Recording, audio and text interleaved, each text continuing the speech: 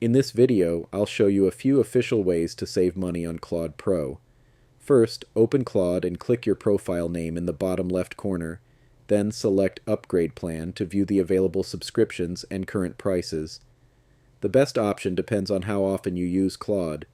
If you only need Claude Pro for occasional projects, choose the monthly plan. You can subscribe while working on a large project, cancel before the next renewal, and use the free plan during less active months. You can subscribe again whenever you need the additional features and usage.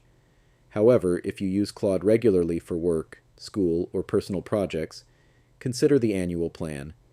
It may offer a lower monthly cost than paying month by month.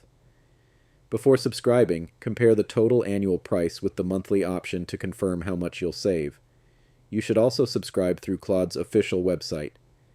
This makes your subscription easier to manage and helps you avoid accidentally paying for separate subscriptions through the App Store, Google Play, and the website.